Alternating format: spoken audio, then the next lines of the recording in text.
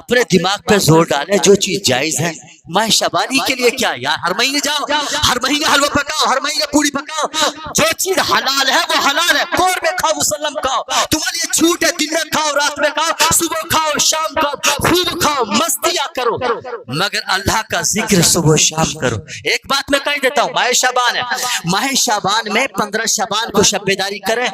ایک وہ شخص ہے جو بیچارہ، ایک وہ مسلمان ہے نبی صلی اللہ علیہ وسلم کا امتی، نماز عشاء کو پڑھا، آرام کے ساتھ اپنے بستر پہ سو گیا۔ ایک وہ مسلمان ہے جس نے نماز، جو ماہ شعبان ہی میں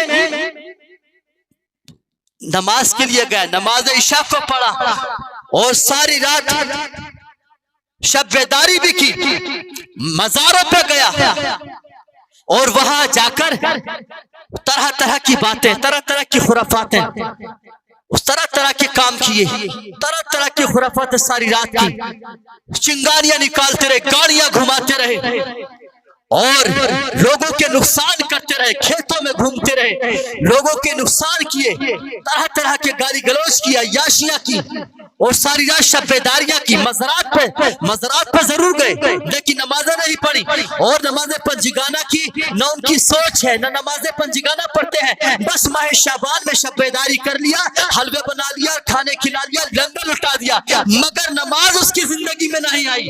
یہ قادری ہے، یہ چشتی ہے، یہ نوری ہے، یہ ہاشمی ہے، یہ قاسمی ہے، مگر نماز نہیں پڑھ رہا ہے، نماز کی عادت نہیں بن رہی، شب بیداری برابر کر رہا ہے، مزاروں پہ برابر جا رہا ہے، کھانے پینے کے معقول انتظام ہے، خوب لنگر بھی لٹاتا ہے، خوب دیگے بریانیاں بھی لٹاتا ہے، کیا اس کی شب بیداری اللہ کی بارگاہ میں قبول ہے؟ جس کی زندگی میں نماز نہیں تو یہ کتاب کیا حکم دے رہی ہے؟ نبی صلی اللہ علیہ وسلم کیا فرما رہے ہیں؟ قرآن نے کیا حکم نافذ کر دیا ہے قیامت تک کے لیے؟ کیا فیصلہ دیا ہے؟ تو قرآن کا فیصلہ ہے، جو شخص نماز نہ پڑھے، جس کی زندگی میں نماز نہیں، شب بیداریاں برابر کرتا ہے، ماہ شعبان کے حلوے برابر بناتا ہے، مزارات پہ برابر جاتا ہے، نہ یہ مزار پہ جانا کام آئے گا، نہ اس کا اس رات میں اچھے کھانے بنانا، لنگر لٹانا کام آئے گا، کوئی فائدہ نہیں ہوگا، کوئی فرق نہیں پڑتا۔ ہاں نماز پڑھتا ہے اور یہ غریب نہ لنگر لٹاتا ہے اور نہ مزار پہ گیا، مرضی جب چاہے جا سکتا ہے، لیکن اس شخص کے لیے کیا حکم ہے؟ فرمایا کہ جو ماہ شعبان کی 15ویں شب میں ہر سال عبادت کرتا ہے اور نماز کا پابند نہیں ہے، نماز نہیں پڑھتا، ہر سال لنگر لٹاتا ہے، یا محرم کے مہینے پہ ہر سال سبیل کرتا ہے، لنگر لٹاتا ہے، مگر نماز زندگی میں نہیں، حسین کی محبت کا دعویٰ ہے، غوث اعظم کی محبت کا دعویٰ 11ویں پابندی سے کرتا ہے، قادری ہے، چشتی ہے، نوری ہے، باشتی ہے، یہ ہے اور وہ ہے، کیا اس کا یہ باشتی چشتی قادری ہونا کام آئے گا؟ اس کے لیے یہ چیز کوئی فائدہ نہیں رہی، کوئی نفع نہیں ہوگا، سیدھا جہنم میں جائے گا، اسے کسی کا باپ نہیں بچا سکتا۔ یہ پیارے نبی صلی اللہ تعالی وسلم کا دین ہے، کسی پیر کا دین نہیں، کسی قطب، کسی ابدال، کسی مجدد کی جاگیر نہیں، یہ کسی مجدد یا کسی قطب، کسی ابدال کا یہ محتاج نہیں ہے، یہ دین رسول اعظم صلی اللہ تعالی وسلم کو رب نے عطا کیا ہے، آپ کو وارث بنایا قیامت تک کے لیے، اس میں کوئی انٹری نہیں مار سکتا، اس میں کوئی بھی غلط مرد کرنے کی کوشش کرے اللہ تبارک تعالیٰ اس کو قبول نہیں کرتا۔ تو میرے بھائی پیارے نبی صلی اللہ تعالی علیہ وسلم کے دیوانے بنو، اگر دیوانگی آپ نے دکھانی ہے تو رسول اعظم صلی اللہ تعالی وسلم کی محبت میں قرآن کے ساتھ دکھائی، قرآن دیوانگی کو تمہاری پسند کرے گا۔ یہ ماہ شعبان ہے، ماہ شعبان میں ہمیں کیا کرنا چاہیے؟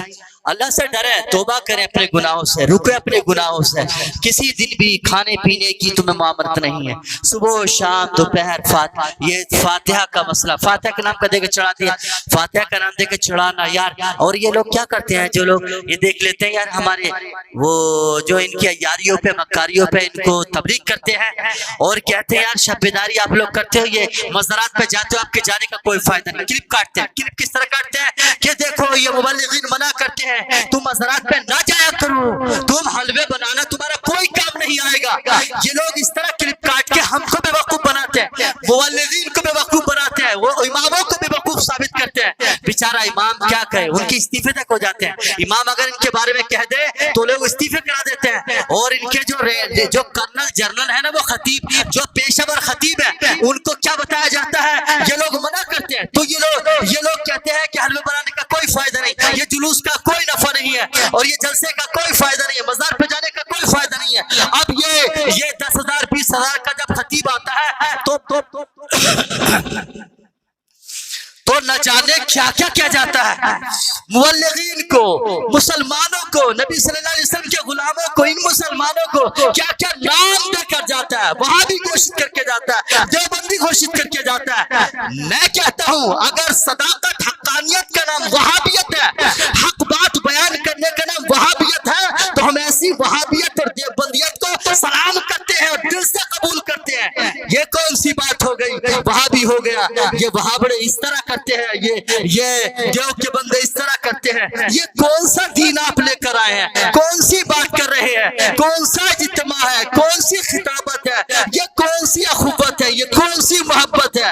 یہ دین ہمارے پلے نہیں پڑ رہا, یہ دین تمہارا ہمارے سمجھ نہیں آتا. ان جلوسوں سے میرے عزیز تم نفرت کا پیغام دے رہے ہو. ان جلسوں میں آ کر ہزاروں کا نذرانہ لے کر تم نفرتیں بانٹ رہے ہو, نفرت کا دھواں نکال رہے ہو, تم نفرت کی بمباریاں اس امت کے اوپر کر رہے ہو. یہ کیا تم نے کر دیا. اللہ کے نبی صلی اللہ علیہ وسلم نے فرمایا اگر تمہاری صبح و شام اس طرح گزرے, تمہارے سینے میں اللہ کی محبت ہو, اللہ کی محبت, قرآن کی محبت, یعنی اللہ کے فرمان پر عمل کرتے ہوئے, اللہ کے نبی نے فرمایا تم صبح سے لے کر شام اس طرح گزارو, تمہارے سینے میں مسلمان کے لیے نفرت نہ ہو, تو اللہ کے نبی نے فرمایا جنت میں میرے ساتھ ہوگا. کانا ما یا فی الجنہ, وہ جنت میں میرے ساتھ ہوگا. یہ پیارے نبی صلی اللہ تعالی علیہ وسلم نے فرمایا.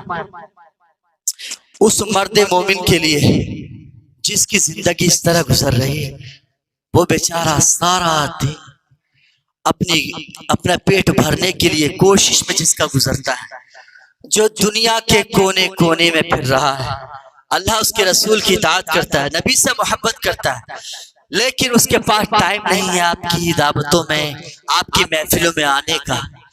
اس کے پاس اتنی گنجائش بھی نہیں ہے. اس غریب بیچارے کو بلاتا بھی کون ہے, غریب کی کوئی بات کرنا پسند نہیں کرتا. تو میرا اس بھائی کا کیا مقام ہے, کیا درجہ ہے. پیارے نبی صلی اللہ تعالی وسلم نے فرمایا مگر زندگی بڑی سادگی سے گزر رہی ہے. وہ کسی سے نفرت نہیں کرتا, وہ اپنے بھائیوں سے محبت کرتا ہے, وہ اچھی بات پہ عمل کرتا ہے اور لوگوں کو اچھی بات بتاتا ہے, مگر وہ مستحبات پر اس طرح عمل نہیں کرتا جیسے عام لوگ کیا کرتے ہیں, جیسا کہ جماعتوں نے اپنا اپنے حساب سے رائج کر رکھا ہے. بلکہ وہ تو یہ نظریہ رکھتا ہے کہ دن ہو یا رات مجھے نبی کی اطاعت کرنا ہے, مجھ سے نبی کی نافرمانی نہ ہو جائے. جس مسلمان کی یہ سوچ ہے کہ ہر وہ دن عید کا دن ہوگا ایمان والے کے لیے جس دن وہ اللہ اس کے رسول کی نافرمانی نہ کرے, ہر رات اس کے لیے شب قدر ہے, اس کے لیے ہر رات مسلمان کے لیے شب قدر ہے, شب برات ہے, جس رات میں وہ اللہ کی نافرمانی نہ کرے. ہر رات شب قدر ہے تمہارے لیے, ہر دن عید کا دن ہے تمہارے لیے, مگر شرط یہ ہے نبی صلی اللہ علیہ وسلم کے سچے غلام بن جاؤ. اس بات کی قسم اٹھاؤ ہمیں تو کر دی ہے شہنشاہ دو عالم کی رضا جوئی, وہ اپنے ہو گئے تو رحمت پروردگار اپنی, وہ اپنے ہو گئے تو رحمت پروردگار اپنی. پیارے نبی صلی اللہ تعالی وسلم کی محبت میں قدم اٹھاؤ, پیارے نبی صلی اللہ تعالی وسلم کے ترانے گاؤ. یہ کیا بنا رکھا ہے کھانے پینے کے لیے, ایک رات کی فضیلت نکال کر. میں کہتا ہوں شب قدر میں بھی نماز عشاء کو ادا کرنے کے بعد اگر مسلمان سو جاتا ہے اس پر کوئی فرق نہیں پڑتا, کیونکہ نماز عشاء ادا کرنا اس کی شب بیداری میں شامل ہے. اور جو انسان یہ نیت کر کے سوتا ہے, نبی صلی اللہ تعالی وسلم کی امت کو بڑا پیارا تحفہ دیا گیا. نماز پنجگانہ ادا کرنے والا اس فضیلت کا حامل ہے. جو نماز پنجگانہ پابندی سے ادا کرتا ہے, سن لے میری بات, جو نماز پنجگانہ پابندی کے ساتھ ادا کرتا ہے, پانچوں وقت کے فرائض کو صحیح ادا کرتا ہے, کبھی اس کو مس نہیں ہونے دیتا. اصول مسلمان کے بارے میں سنیں. پیارے نبی صلی اللہ علیہ وسلم کے امتی کی فضیلت کیا ہے؟ جو نماز پنجگانہ کو پابندی کے ساتھ ادا کرتا ہے وہ سارا دن عبادت کرنے والوں میں شمار کیا جاتا ہے. جو نماز عشاء کو ادا کرتا ہے, نماز فجر کی نیت کر کے سو جاتا ہے, وہ ساری رات عبادت کرنے والوں میں شمار کیا جاتا ہے. نافرمانی کی تو یہ نیت ہی نہیں ہے, ارادہ ہی نہیں ہے, نماز پنجگانہ برابر ادا کرتا ہے. پیارے نبی صلی اللہ علیہ وسلم کا وہ غلام کتنی عزت والا ہے, کتنی عظمت والا ہے. سنے, وہ ساری رات شب بیداری بھی کرتا ہے اور دن میں سارا دن عبادت بھی کرتا ہے.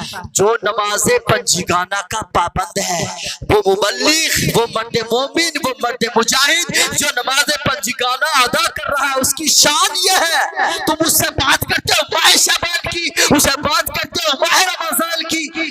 ارے ماہ رمضان کو جو عزت ملی ہے وہ قرآن کے ذریعے سے ملی ہے. قرآن نے اپنا قدم رکھا, ماہ جس رات میں رکھا وہ رات عظمت والی ہو گئی, لیکن اس رات کے حکام نہیں ہے. حکام کی کتاب یہ موجود ہے, ہر دن ہر رات, ہر دن ہر مہینہ, ہر شب ہو یا رات ہو, یہ موجود ہے. فضیلت اس امت کی یہ ہے قرآن, اس زمانے کی فضیلت ہے قرآن, اس امت کی فضیلت ہے قرآن. اللہ تبارک و تعالیٰ کی بہترین اور آخری کتاب ہے قرآن. ساری کتابوں میں ام الکتاب ہے قرآن. یہ ہے قرآن, اسی کی وجہ سے سب کو عزت مل رہی ہے اور اسی کو تاج میں سجا کے رکھ دیا گیا, اسی کو الماریوں میں بند کر کے رکھ دیا گیا ہے, اسی کو ہم صرف نفع کے لیے ہم سمجھتے ہیں یہ مردوں کے لیے ہے, ہم نے اسے مردوں کے لیے استعمال کیا ہے. خدا